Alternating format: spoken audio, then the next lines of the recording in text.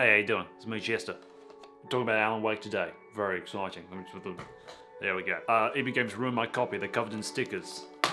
Come on, guys. Also, this isn't correct. I should have a flashlight. Anyway, it doesn't matter. So we're talking about Alan Wake today because, oh my goodness, Remedy they're trying very hard to make me buy Control for a second time. I didn't finish it. They want me to play that game for a second time now because, that trailer, man. Alright, so for the first time in 10 years, Alan Wake is actually relevant again. So happy about that. Well, if you don't count the sequel we got. But I am so excited, and I thought now would be a great time to talk about Alan Wake.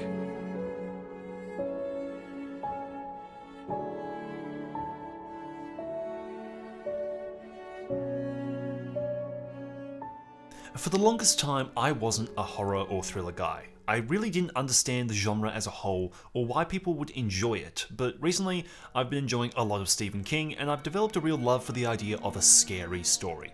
But I really don't think any of that would have happened if it wasn't for one game that released 10 years ago. Alan Wake was my first thriller game I ever played. I picked it up off the shelf at my local EB Games without really knowing anything about it or Remedy. I was just drawn to the cover art. The guy working there told me it was really good, and I trusted him. He'd recommended me Fire Emblem Awakening, which was amazing, so I decided to give it a go.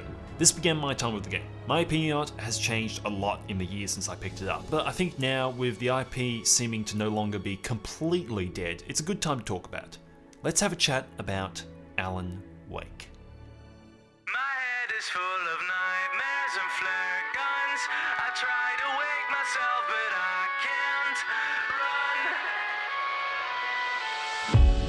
My head is full of nightmares and flare guns. I try to wake myself, but I can't run away from what's been unto me in my dreams for so long, and now I hold my breath and count to 10. So Alan Wake is a psychological thriller heavily inspired by the works of Stephen King. I mean, Alan himself even quotes King at the beginning of the game. Stephen King once wrote that nightmares exist outside of logic. But hey, there are worse writers to be inspired by. Alan is a writer who is struck with a terrible writer's block and has been struggling with bad dreams. His wife Alice, in an attempt to help him, but also to get him into a situation to see a local psychologist, has taken the two of them on holiday to Bright Falls, the picturesque little American town. But they aren't there for long before the two of them have a fight. Alan storms off and Alice is taken from him into Cauldron Lake, and Alan wakes up a week later in his smashed car. As he stumbles through the dark woods, he finds a page of a manuscript he is credited as the author. As terrible things begin to happen all around him, he works out that this book he has apparently written is all predicting the supernatural things that are happening around him, and it may in fact be causing them. He is attacked by people who have been overcome by the darkness, and he fights them back using the light of his torch and just about every gun that's just laying around. God bless America! Bang! So that's the basic plot of Alan Wake. It's not a very complex story at all. It has its fair share of twists and turns, but at the end of the day, it's the supernatural darkness versus the guy with a flashlight. Now go on, shoot, play the game. Gameplay-wise, you'll find yourself running around forests, factories, town streets, all that business, and you have your flashlight that you need to shine on your enemies to burn away the darkness. If you don't do this, they are invincible to bullets. You have your standard pistol, flares, flashbangs, and an assortment of different guns and different torches with different batteries that last different amounts of time. Now you also have a dodge and sprint. The gameplay isn't too deep, but it becomes pretty hectic when you have 10 shadow guys running at you and you need to use your light to burn off the darkness so you can keep them at a distance, and oh, there was one behind you didn't see him! Welcome to the gameplay loop of Alan Wake. Also with a few puzzles thrown in there for good measure. Now, I will preference this review with the simple fact that I love Alan Wake. I love this game. It was in my top 3 favourite games for the longest time, before I found the Persona series. But when I think last generation of consoles, Alan Wake always comes to my mind. It is a very good game, but it is by no means perfect, especially as it gets older. So as I always say in these things, if you love something, you should be critical of it. If you think it's good, then it should be good enough to withstand some criticism and for you to still love it after that. If you're afraid to criticize things you love, it usually means you know they won't stand up to it. So let's talk about this game, and why it fails at most things, yet I still love it. So the story. The story of this game could have been top notch, but I still think it's very good, but its problem is its absolute breakneck pace. You are thrown from cutscene to cutscene, revelation to revelation, at such a fast pace that nothing is given enough time, story-wise, to breathe and evolve. I'm never given a chance to actually worry about what's going on with Alice, because wow, I'm in a crash cut, wow, I'm getting attacked, whoa, it's a cutscene, oh, there's no house, oh, there's a new character, and I'm fighting again, wait, this is a different game, who am, wait, I don't understand, kick the chair. Okay, that was a bit of an over-exaggeration, but you get the point. Right, yeah, cool. Because of this breakneck pace, you never really feel close to any of the characters. Alan immediately feels really childish and whiny, and he never gets a chance to be anything more than that because I'm too busy fighting off flying objects to let him sit down and have a conversation with anyone. Stuff just happens so fast. The game tries to have moments of character growth, like with the scenes in the apartment, but they're just so fast. The closest they do get to it, which is why it's probably the best part of the game, is the scene in the whole hospital business, all that type of stuff. That's probably the best part of the game. Barry gets very little growth, and I don't even remember the name of the sheriff lady, who could have been an amazing character, but she's given no time at all. That's not even mentioning characters like what's-his-name and the doctor guy. They feel like they should have been major characters, but nope. Dead in the same hour they were introduced, and for this guy, dead in the same 5 minutes of meeting him. It feels like this was a 20-hour game that they just cut out the 10 hours set during the day, where the characters have a moment to interact.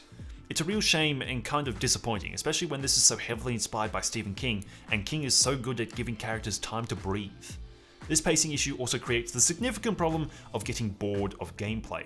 The gameplay is good, it's fun, it's not too complex, but it's the perfect mix of survival and action for this type of game. The problem is, you will spend 2 hours doing the same fight, run, get bullets and batteries, run, fight, repeat business, then you'll get a 5-minute cutscene set during the day, 5 minutes of walking around during the day, then it's suddenly night and you're back into the gameplay for another 2 hours. It gets really repetitive and draining. After the first hour of playing the game, you've experienced everything the gameplay has to offer, so after that it's just going through the motions of combat. An example of how this can be done better is God of War for PS4. The gameplay in that is basically the same after the first few hours. It changes and evolves and you get different weapons and all that, but it's mostly the same from hour 1 to the end, depending on how much you use the skill tree and stuff. How do they stop you getting bored of the gameplay there? They give you lots of different locations and situations, but mostly they give you story. Big cutscenes, conversations, growth, and once you're tired of cutscenes and talking, you're back in the action. It does a wonderful balancing act between storytelling and gameplay. Alan Wake feels like it should be way more on the story department, but it just goes all in on the gameplay, with a few chunks of storytelling here and there, and then just fills the gaps with Alan talking to himself about what's going on between fights. This isn't growth, this is just telling us the objective. Now don't get me wrong, once again, I love the game. These criticisms are coming from someone who's played it 5 times. It's coming from someone who loves the story that's here and just wants more of it. Okay, so the gameplay gets boring, there isn't enough story, and the characters aren't given enough time. These seem like major issues, so why is it that I love the game then? Well, I love it for its mood and atmosphere.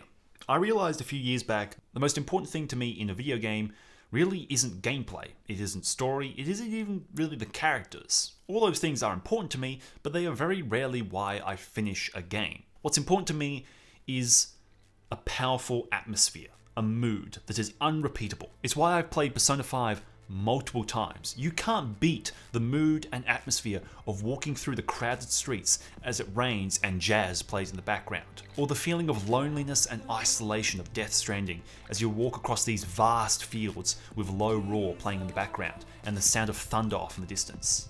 These are the moments that make video games special for me. It's something movies can't repeat because unlike with them, I am the one in the game, in the mood, and in that moment, the world and the music and the atmosphere just swallow you whole. Those are the best moments of any video game. Those are the moments of fighting off hordes of enemies as the songbird flies overhead in Bioshock Infinite. The moment of walking up the snowy mountain in God of War, or going into the amusement park for the first time in Nier Automata. Alan Wake as a game is these moments. The music and atmosphere combine perfectly with the design of the world. It is an incredibly intense feeling wandering through the forest, clutching your flashlight as you hear voices off in the distance. It is absolutely fantastic. It is by no means perfect, but it is really something else, and I can't wait to get more of it. But I'll keep coming.